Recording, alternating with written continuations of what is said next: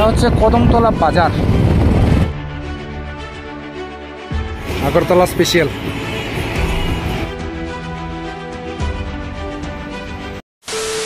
অনেকদিন পরে ভাবলাম একটা যাত্রা করি। তো আজকে আমি যাত্রা করছি আমার বন্ধু বিক্রমের সাথে হাইলাকান্দি থেকে 300 কিলোমিটার দূর সোনামুড়া, ত্রিপুরাতে।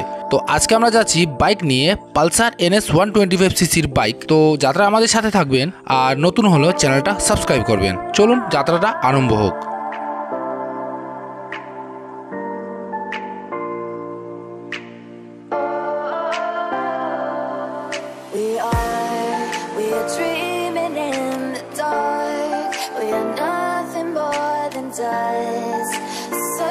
কিছু রাস্তা আসার পর দেখলাম রাস্তার মধ্যে পুরোটাই জল আছে। এটা হলো ঈশানচড়া।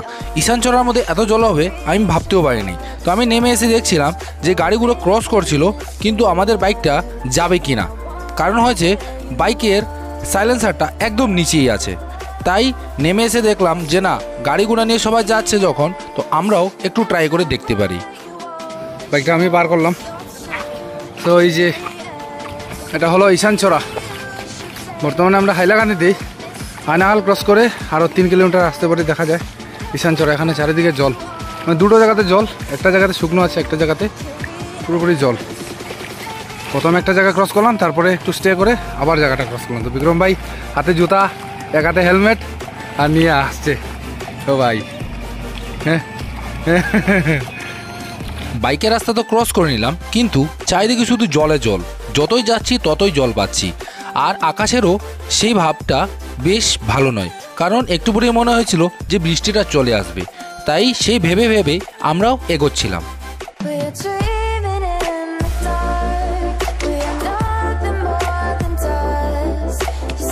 রাস্তার কন্ডিশন দেখে আর আকাশের ভাব দেখে মনে হয়েছিল যে বৃষ্টিটা এখনই চলে আসবে, কিন্তু প্রকৃতির সৌন্দর্যতা দেখে মনের ভয়টাও চলে গেল।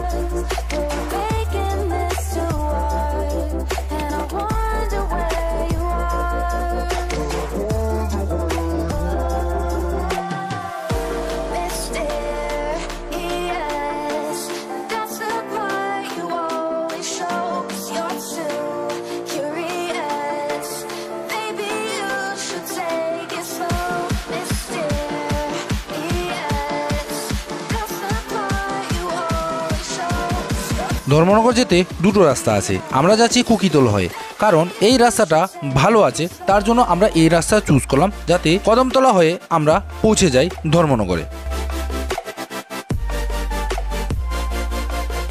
কদমতলা পৌঁছানোর পর মনে হয়েছিল যে আপনাদের সবার ফেভারিট SD পূজা ব্লগারের সাথে দেখা করে যাব, বাট আনফর্চুনেটলি ওর সাথে দেখা করতে পারিনি। কারণ হয়েছে ওর সেমিস্টার এক্সাম চলছিল। তো ওর চ্যানেলের লিঙ্ক ডিসক্রিপশন বক্সের মধ্যে দেওয়া আছে, আপনারা গিয়ে চেক আউট করতে পারেন যে কেমন করে ও ভিডিওটা বানায়।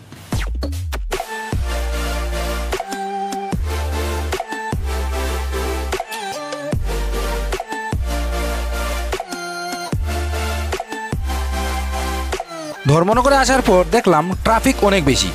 তাই ভাবলাম যে শর্টকাট রাস্তা চুজ করব। কারণ হয়েছে নো এন্ট্রির কিছু প্রবলেমও আছে। তাই পকেট থেকে মোবাইল বের করে গুগল ম্যাপের সাহারা নিলাম, যাতে টাউন থেকে ইজিলি আমরা বেরোতে পারি।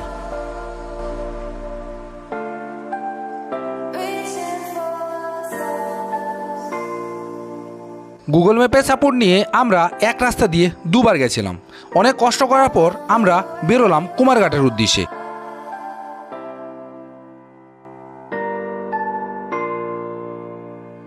লাইফের প্রথমবার আমি প্রাকৃতিক সৌন্দর্যতা দেখে অবাক তো হলাম, প্লাস এই রোডটা দেখেও আমি একটু অবাক হলাম। কারণ ধর্মনগর থেকে আমি কোনো দিন বাইরে যাইনি। এটা হচ্ছে ধর্মনগর থেকে আগরতলা যাওয়া বাই রোড। এত সুন্দর রোড বানিয়েছে ভাবতেও পারিনি। কিন্তু একটু প্রবলেম হচ্ছিল, বিক্রম বাইক চালাচ্ছিল। কারণ হয়েছে এত রোদ্রের মধ্যে বাইক চালাচ্ছিল, তাই ভাবলাম একটু রেস্ট করে করে যাওয়াটা বেটার হবে।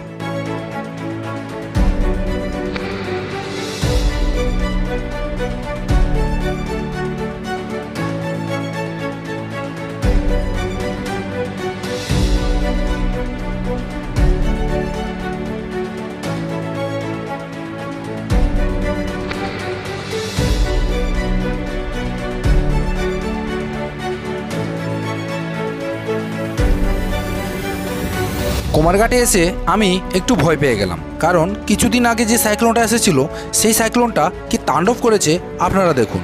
দেখে মনে হয় যে এটা এক্সপ্রেস রুট, কারণ হয়েছে এক্সপ্রেস রুটটা অ্যাকচুয়ালি বন্ধ হয়ে গেছে, মানে কিছু জায়গাটা বন্ধ হয়ে গেছে, তার কারণে এই রুটটা বানানো হয়েছে ইমার্জেন্সি যাতায়াতের জন্য।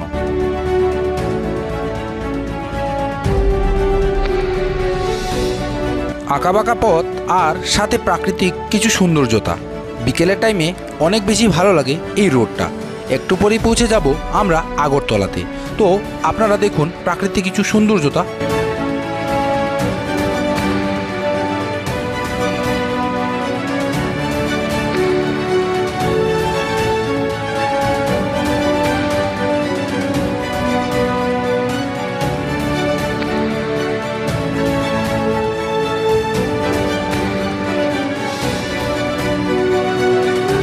শুনেছিলাম যে আগরতলা অনেক সুন্দর, আজকে নিজের চোখে দেখে নিলাম যে আগরতলা সিটি কত সুন্দর।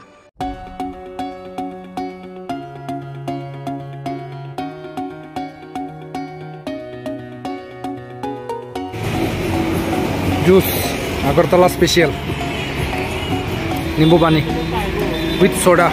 কন্টিনিউয়াসলি ভিডিও করতে করতে ভুলে গেছিলাম যে আমার মোবাইলের চার্জটাও শেষ হয়ে গেছে। যাই হোক, নেক্সট টাইম আমি ট্রাই করব কিছু সুন্দর জিনিস দেখানোর। তো আজকে এখানেই বিদায় নিয়ে নিচ্ছি।